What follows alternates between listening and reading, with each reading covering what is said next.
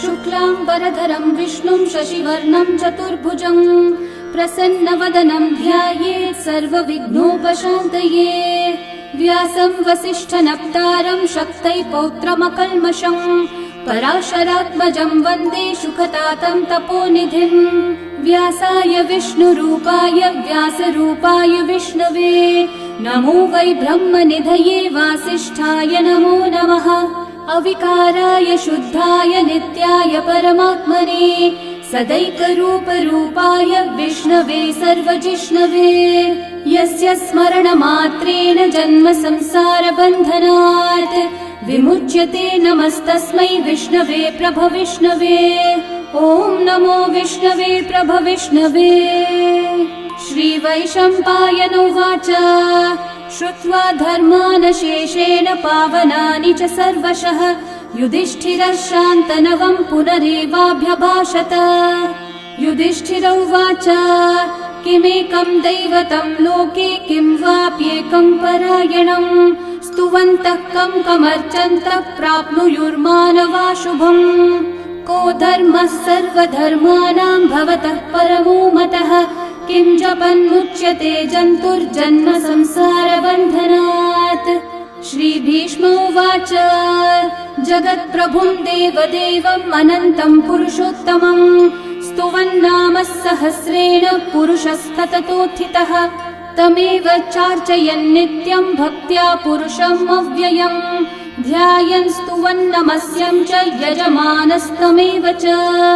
अनादिनिधनं विष्णुं सर्वलोकमहेश्वरं लोकाध्यक्षं स्तुवन्नित्यं सर्वदुःखातिगो भवेत्। ब्रह्मण्यं सर्वधर्मज्ञं लोकानां कीर्तिवर्धनं लोकनाथं महद्भूतं सर्वभूतभवोद्भवम्। एष मे सर्वधर्माणां धर्मोऽधिकतमो मतः यद्भक्त्या पुण्डरीकाक्षं स्तवैरर्चैर्नरः सदा। परमं यो महत्तेजः परमं यो महत्तपः परमं यो महद्ब्रह्म परमं यः परायणम्।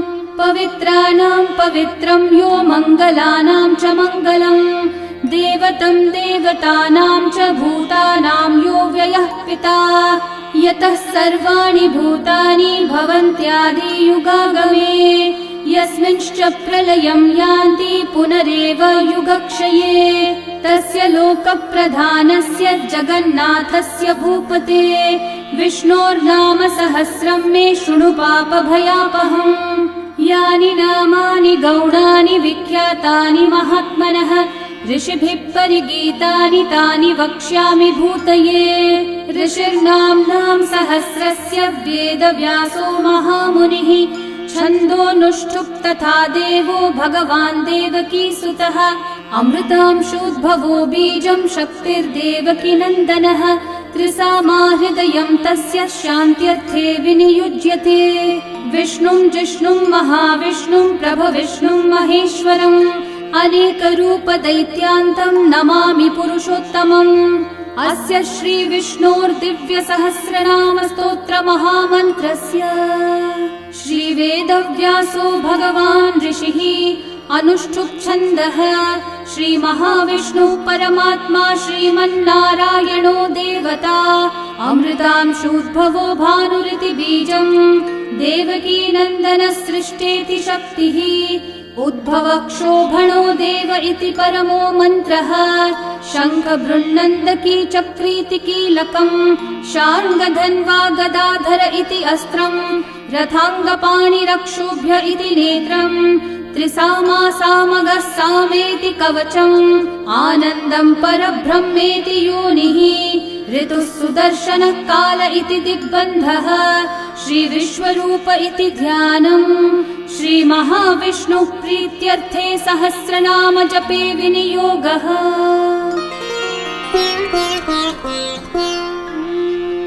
ध्यानम् क्षीरोधन्वत् प्रदेशे शुचिमणिविलसत्सैकते मौक्तिकानाम् माला क्लृप्तासनस्थस्फटिकमणिनिभैर्मौक्तिकैर्मण्डिताङ्गः शुभ्रैरभ्रैरतभ्रैरुपरि विरचितैर्मुक्तपीयूषवर्षैः आनन्देन पुनीयादरिनलिनगदा शङ्खपाणिर्मुकुन्दः भुः पादौ यस्य नाभिर्वियदसुरनिलश्चन्द्रसूर्यौ च नेत्रे कर्णावाशाशिरौ द्योर्मुखमपि दहनो यस्य वास्तेयमब्धिः अन्तस्थं यस्य विश्वं सुरनरखगो भोगि गन्धर्वदैत्यैः चित्रं रं रम्यते तं त्रिभुवनविपुषं विष्णुमीशं नमामि। ॐ नमो भगवते वासुदेवाय।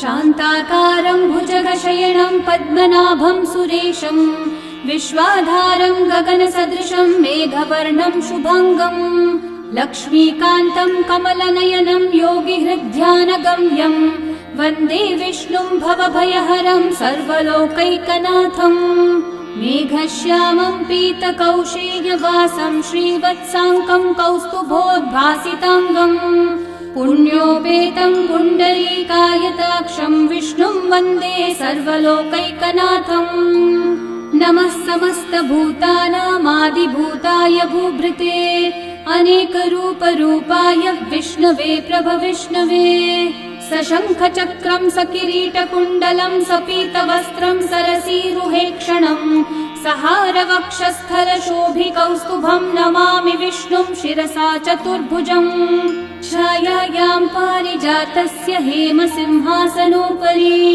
आसीनमम्बुदश्याममायताक्षम् अलङ्कृतम् चन्द्राननं चतुर्बाहुं श्रीवत्साङ्कितवक्षसं रुक्मिणी सत्यभामाभ्यां सहितं कृष्णमाश्रये। ॐ विश्वं विष्णुर्वषट्कारो भूतभव्यभवत्प्रभुः भूतकृद्भूतभृद्भावो भूतात्मा भूतभावनः भूतात्मा परमात्मा च मुक्तानां परमागतिः अव्ययः पुरुषः साक्षी क्षेत्रज्ञोऽक्षर एव च योगो योगविदां नेता प्रधानः पुरुषेश्वरः नारसिंहः वपुः श्रीमान् केशवः पुरुषोत्तमः सर्वः सर्वः शिवस्थाणोर्भूतादिर्निधिरव्ययः सम्भवो भावनो भर्ता प्रभवः प्रभुरीश्वरः स्वयंभू शम्भुरादित्यः पुष्कराक्षो महास्वनः अनादिनिधनो धाता विधाता धातुरुत्तमः अप्रमेयो ऋषिकेशः पद्मनाभोऽमरः प्रभुः विश्वकर्मा मनुस्त्वष्टा स्थविष्ठस्थविरो ध्रुवः अग्राह्यः शाश्वतः कृष्णो लोहिताक्षः प्रतर्दनः प्रभुतस्त्रिककुब्धामः पवित्रं मङ्गलं परम् ईशानः प्राणदः प्राणो ज्येष्ठः श्रेष्ठः प्रजापतिः हिरण्यगर्भो भूगर्भो माधवो मधुसूदनः ईश्वरो विक्रमी धन्वी मेधावी विक्रमक्रमः अनुत्तमो दुराधर्षः कृतज्ञः कृतिरात्मवान् सुरेशः शरणं शर्म विश्वरेतः प्रजाभवः अहः संवत्सरो व्याळः प्रत्ययः सर्वदर्शनः अजः सर्वेश्वरः सिद्धिः सिद्धि सर्वादिरच्युतः वृषा कपिरमेयात्मा सर्वयोगविनिःसृतः वसुर्वसुमना सत्यः समात्मा संवितः समः अमोघः पुण्डरीकाक्षो वृषकर्मा वृषाकृतिः रुद्रो बहुशिरा बभ्रुर्विश्वयोनिः शुचिश्रवाः अमृतः शाश्वतस्थाणुर्वरारोहो महातपाः सर्वगः सर्वविद्भानो विश्वक्सेनो जनार्दनः वेदो वेदविदव्यङ्गो वेदाङ्गो वेदवित्कविः लोकाध्यक्षः सुराध्यक्षो धर्माध्यक्षः कृताकृतः चतुरात्मा चतुर्व्यूहश्चतुर्दंष्ट्रश्चतुर्भुजः भ्राजिष्णुर्भोजनं भोक्ता सहिष्णुर्जगदादिजः अनघो विजयो जेता विश्वयोनिः पुनर्वसुः उपेन्द्रो वामनः प्रांशुरमोघः शुचिरूर्चितः अतीन्द्रः सङ्ग्रहः सर्गो धृतात्मा नियमो यमः वेद्यो वैद्यः सदा योगी वीरः माधवो मधुः अतीन्द्रियो महामायो महोत्साहो महाबलः महाबुद्धिर्महावीर्यो महाशक्तिर्महाद्युतिः अनिर्देश्य वपुः श्रीमान् अमेयात्मा महाधृतक् महेश्वासो महीभर्ता श्रीनिवासः सतां गतिः अनिरुद्धः सुरानन्दो गोविन्दो गोविदाम्पतिः मरीचिर्दमनोहंसः सुपर्णो भुजगोत्तमः हिरण्यनाभः सुतपः पद्मनाभः प्रजापतिः अमृत्युः सर्वदृक्सिंहः सन्धाता सन्धिमान् स्थिरः अजो दुर्मशनः शास्ता विश्रुतात्मा सुरारिः गुरुर्गुरुतमो धामः सत्यः सत्यः पराक्रमः निमिषो निमिषस्रग्वी वाचस्पतिरुदारधीः अग्रणीर्ग्रामणी श्रीमान् न्यायो नेता समीरणः सहस्रमूर्धा विश्वात्मा सहस्राक्षः सहस्रपात् आवर्तनो निवृत्तात्मा संवृतः सम्प्रमर्दनः अहः संवर्तको वह्निरनिलो धरणीधरः सुप्रसादः प्रसन्नात्मा विश्वधृग्विश्वभुग्विभुः सत्कर्ता सत्कृतः साधुर्जन्मोर्नारायणो नरः असंख्येयो प्रमेयात्मा विशिष्टः शिष्टकृच्छुचिः सिद्धार्थः सिद्धसङ्कल्पः सिद्धिदः सिद्धिसाधनः वृषाही वृषभो विष्णुर्वृषपर्वा वृषोदरः वर्धनो वर्धमानश्च विविक्तः श्रुतिसागरः सुभुजो दुर्धरो वाग्मी महेन्द्रो वसुदो वसुः नैकरूपो बृहद्रूपः शिपिविष्टप्रकाशनः ओजस्तेजोद्युतिधरः प्रकाशात्मा प्रतापनः ऋद्धस्पष्टाक्षरो मन्त्रश्चन्द्रांशूर्भास्करद्युतिः अमृतांशूद्भवो भानुः शशबिन्दुः सुरेश्वरः औषधं जगतः सेतुः सत्यधर्मः पराक्रमः भूतभव्यभवन्नाथः पवनः पावनो नलः कामः कामकृत्कान्तः कामः कामप्रदः प्रभुः युगादिकृद्युगावर्तो नैकमायो महाशनः अदृश्यो व्यक्तरूपश्च सहस्रजिदनन्तजित् इष्टो विशिष्टशिष्टेष्ठः शिखण्डी नहुषो वृषः क्रोधः क्रोधकृत्कर्ता विश्वबाहुर्महीधरः अच्युतः प्रथितः प्राणः प्राणदो वासवानुजः अपान्निधिरधिष्ठानम् अप्रमत्तः प्रतिष्ठितः स्कन्दस्कन्दद्धरो धुर्यो वरदो वायुवाहनः वासुदेवो बृहद्भानुरादिदेवः पुरन्दरः अशोकस्थारणस्थारः शूरः शौरिर्जनेश्वरः अनुकूलः शतावर्तः पद्मी पद्मनिभीक्षणः पद्मनाभोरविन्दाक्षः पद्मगर्भः शरीरभृत् महर्धिरिग्धो वृद्धात्मा महाक्षो गरुडध्वजः अतुलः शरभो भीमः समयज्ञो हविर्हरिः सर्वलक्षणलक्षण्यो लक्ष्मीवान् समितिञ्जयः विक्षरो रोहितो मार्गो हेतुर्दामोदरः सहः महीधरो महाभागो वेगवानमिताशनः उद्भवक्षोभणो देवः श्रीगर्भः परमेश्वरः करणं कारणं कर्ता विकर्ता गहनो गुहः व्यवसायो व्यवस्थानः संस्थानस्थानदो ध्रुवः परर्धि परमस्पष्टः तुष्टः पुष्टः शुभेक्षणः रामो विरामो विरतो मार्गो नेयो नयो नयः वीरशक्तिमतां श्रेष्ठा धर्मो धर्मविदुत्तमः वैकुण्ठः पुरुषः प्राणः प्राणदः प्रणवपृथुः हिरण्यगर्भः शत्रुघ्नो व्याप्तो वायुरधोक्षजः ऋतुः सुदर्शनः कालः परमेष्ठिः परिग्रहः उग्रः संवत्सरो दक्षो विश्रामो विश्वदक्षिणः विस्तारस्थावरस्थाणुः प्रमाणं बीजमव्ययम् अर्थोऽनर्थो महाकोशो महाभोगो महाधनः अनिर्विण्णस्थविष्ठो भूर्धर्मयूपो महामखः नक्षत्रनेमिर्नक्षत्री क्षामः समीहनः यज्ञयुज्यो महेज्यश्च क्रतुः सत्रं सताङ्गतिः सर्वदर्शी विमुक्तात्मा सर्वज्ञो ज्ञानमुत्तमम् सुहृतः सुमुखः सूक्ष्मः सुघोषः सुखदः सुहृत् मनोहरोजितक्रोधो वीरबाहुर्विदारणः स्वापनः स्ववशो व्यापी नैकात्मा नैककर्मकृत् वत्सरो वत्सलो वत्सी रत्नगर्भो धनेश्वरः धर्मकृद्धर्मी सदसक्षरमक्षरम् अविज्ञाता सहस्रांशूर्विधाता कृतलक्षणः गभस्तिनेमि सत्त्वस्थः सिंहो भूतमहेश्वरः आदिदेवो महादेवो देवेशो देवभृद्गुरुः उत्तरो गोपतिर्गोप्ता ज्ञानगम्यः पुरातनः शरीरभूतभृद्भोक्ता कपीन्द्रो भूरि दक्षिणः सोमपोमृतपः सोमः पुरुजित्पुरुसत्तमः विनयोजयः सत्यसन्धो दाशारः सात्वतां पतिः जीवो विनयिता साक्षी मुकुन्दोमितविक्रमः अम्भो निधिरनन्तात्मा महोदधिशयोऽन्तकः अजो महार्हः स्वाभाव्यो जितामित्रप्रमोदनः आनन्दो नन्दनो नन्दः सत्यधर्मा त्रिविक्रमः महर्षि कपिलाचार्य कृतज्ञो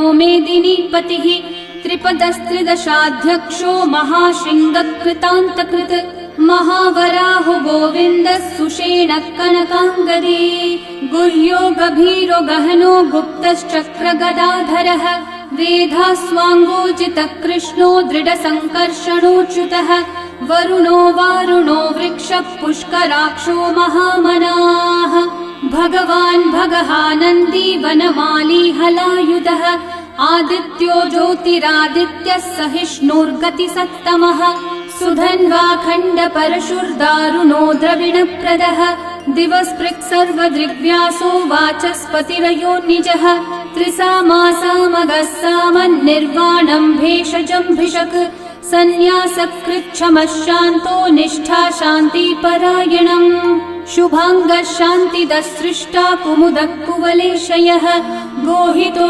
गोपतिर्गोप्ता वृषभाक्षो वृषप्रियः अनिवर्ती निवृत्तात्मा संक्षेप्ताक्षेमकृच्छिवः श्रीवत्सवक्षा श्रीवासः श्रीपतिः श्रीमतांवरः श्रीधः श्रीशः श्रीनिवासः श्रीनिधिः श्रीविभावनः श्रीधरः श्रीकरः श्रेयः श्रीमान् लोकत्रयाश्रयः स्वक्षः स्वङ्गः शतानन्दो नन्दिर्ज्योतिर्गणेश्वरः विजितात्मा विधेयात्मा सत्कीर्तिश्चिन्न संशयः उदीर्णः सर्वतश्चक्षुरनीशः शाश्वतस्थिरः भूषयो भूषणो भूतिर्विशोकः शोकनाशनः अर्चिष्मान् अर्चितः कुम्भो विशुद्धात्मा विशोधनः अनिरुद्धो प्रतिरथ प्रद्युम्नोमितविक्रमः कालनेमी निहावीरः शौरी शूरजनेश्वरः त्रिलोकात्मा त्रिलोकेशः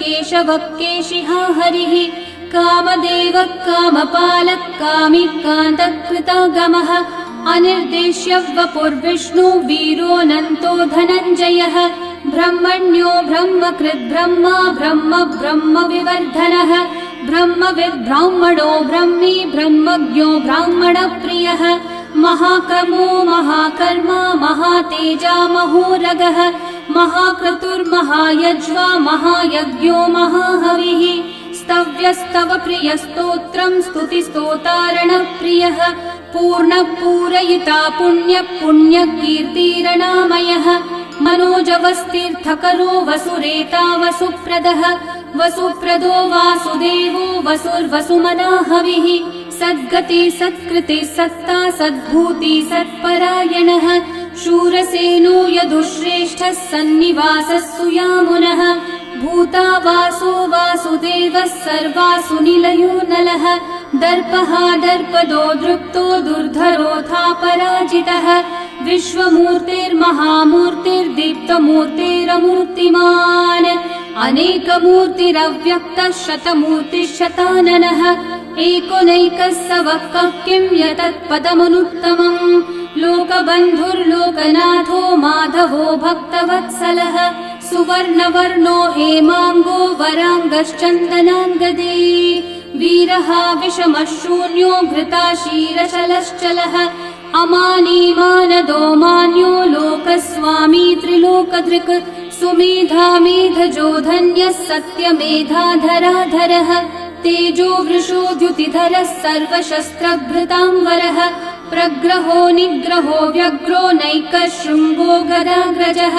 चतुर्मूर्तिश्चतुर्बाहुश्चतुर्व्यूहश्चतुर्गतिः चतुरात्मा चतुर्भावश्चतुर्वेदविदेकपात् समावर्तो निर्वृत्तात्मा दुर्जयो दुरतिक्रमः दुर्लभो दुर्गमो दुर्गो दुरावासो दुरारिहा शुभांगो लोकसारंगः सुतन्तुस्तन्तुवर्धनः इन्द्रकर्मा महाकर्मा कृतकर्मा कृतागमः उद्भवः सुन्दर सुन्दो रत्ननाभः सुलोचनः अर्को वाजस्सनः शृङ्गी जयन्तः सर्वविजयी सुवर्णबिन्दु रक्षोभ्यः सर्ववागीश्वरेश्वरः महाहृदो महागर्तो महाभूतो महानिधिः कुमुदः कुन्दरः कुन्दः पर्जन्यः पावनो निलः अमृताशो मृतवपुः सर्वज्ञः सर्वतोमुखः सुलभः सुव्रतः सिद्धः शत्रुजिच्छत्रुतापनः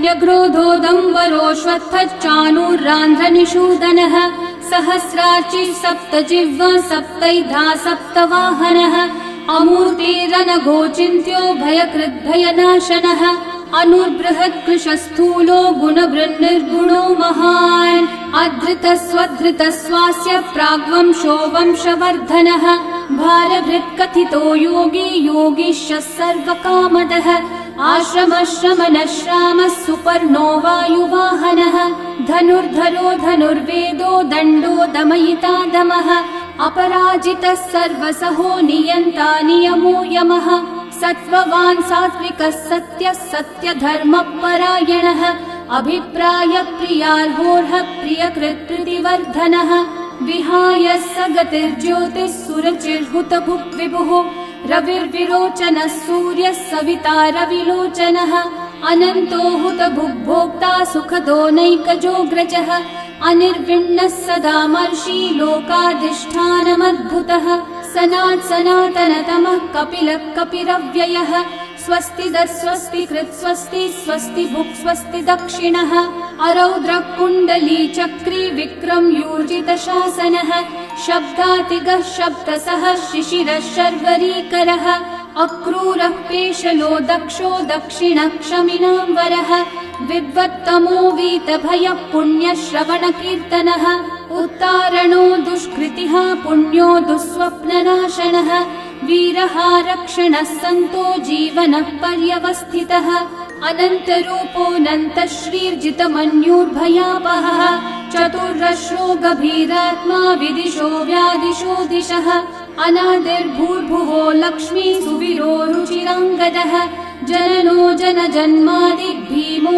भीमपराक्रमः आधारनिलयो धाता पुष्पहासः प्रजागरः ऊर्ध्वगः सत्पथाचारः प्राणदः प्रणवप्पणः प्रमाणं प्राणनिलयं प्राणभृत् प्राणजीवनः तत्त्वं तत्त्वविदेकात्मा जन्म मृत्युजरातिगः भूर्भुवः स्वस्तरुस्तारः सविता प्रपितामहः यज्ञो यज्ञपतिर्यज्वा यज्ञाङ्गो यज्ञवाहनः यज्ञभृद्यज्ञकृद्यज्ञी यज्ञभुग्यज्ञसाधनः यज्ञातकृद्यज्ञगुह्यामन्नमन्नादयेव च आत्मयोनिः स्वयं जातो वैखानः सामगायनः देवकीनन्दनः सृष्टा शितीशः पापनाशनः शङ्खवृन्नन्दकी चक्री शार्ङ्गधन्वा गदाधरः रथाङ्गपाणिरक्षोभ्यः सर्वप्रहरणायुधः सर्वप्रहरणायुध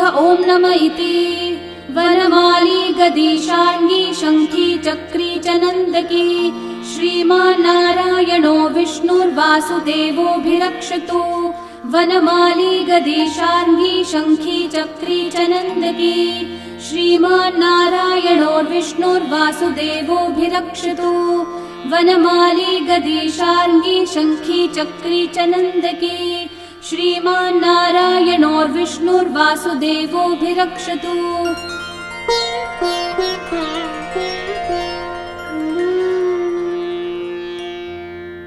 इतीदं कीर्तनीयस्य केशवस्य महात्मनः नाम्नां सहस्रं दिव्यानाम् अशेषेण प्रकीर्तितम्। य इदं शृणुयान् नित्यं यश्चापि परिकीर्तयेत् न शुभं प्राप्नुयात् किञ्चित् सोमुत्रेह च मानवः।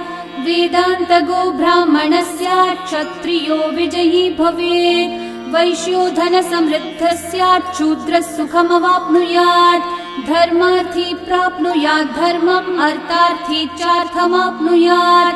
कामानवाप्नुयात् कामी प्रजार्थी चाप्नुयात् प्रजाम्। भक्तिमान् यः सदोत्थाय शुचिस्तद्गतमानसः सहस्रं वासुदेवस्य नाम्नामेतत् प्रकीर्तयेत्। यशः प्राप्नोति विपुलं याति प्राधान्यमेव च। अचलां श्रियमाप्नोति श्रेय प्राप्नोत्यनुत्तमम्। न भयं क्वचिदाप्नोति वीर्यं तेजश्च विन्दति। भवत्यरोगो द्युतिमान् बलरूपगुणान्वितः। रोगार्तो मुच्यते रोगात् बद्धो मुच्येत बन्धनात्। भयान्मुच्येत भीतस्थो मुच्येतापन्न आपदः। दुर्गान्यतितरत्याशु पुरुषः पुरुषोत्तमम्। स्तुवन्नाम सहस्रेण नित्यं भक्ति समन्वितः। वासुदेवाश्रयो मर्त्यो वासुदेवपरायणः। सर्वपापविशुद्धात्मा याति ब्रह्म सनातनम्। न वासुदेव भक्तानामशुभं विद्यते क्वचित्। जन्म मृत्यु जरा व्याधि भयं नैवोपजायते। इमं स्तवमधीयानः श्रद्धा भक्ति समन्वितः। युज्येतात्मसुखः शान्ति श्रीधृति स्मृतिकीर्तिभिः। न क्रोधो न च मात्सर्यं न लोभो नाशुभा मतिः। भवन्ति कृतपुण्यानां भक्तानां पुरुषोत्तमे। द्यौसचन्द्रार्कनक्षत्राखं दिशो भूर्महो दधिः। वासुदेवस्य वीर्येण विदतानि महात्मनः। ससुरासुरगन्धर्वं सयक्षूरगराक्षसं। जगद्वशे वर्ततेदं कृष्णस्य सचराचरम्। इन्द्रियाणि मनोबुद्धिः सत्त्वं तेजो बलं द्युतिः। वासुदेवात्मकन्याहुः क्षेत्रं क्षेत्रज्ञ एव च। सर्वागमानामाचार प्रथमं परिकल्पते। आचार प्रभवो धर्मो धर्मस्य प्रभुरच्युतः। ऋषयः पितरो देवा महाभूतानि धातवः। जङ्गमाजङ्गमं चेदं जगन्नारायणोद्भवम्। योगो ज्ञानं तथा साङ्ख्यं विद्या शिल्पादिकर्म च। वेदाशास्त्राणि विज्ञानम् एतत् सर्वं जनार्दनात्। एको विष्णुर्महद्भूतं पृथक् भूतान्यनेकशः। त्रीन् लोकान् व्याप्य भूतात्मा भुङ्क्ते विश्वभुगव्ययः। इमं स्तवं भगवतो विष्णोर्व्यासेन कीर्तितम्। पठ्येद्य इच्छेत् पुरुषः श्रेय प्राप्तुं सुखानि च। विश्वेश्वरमजं देवं जगतः प्रभुमव्ययम्।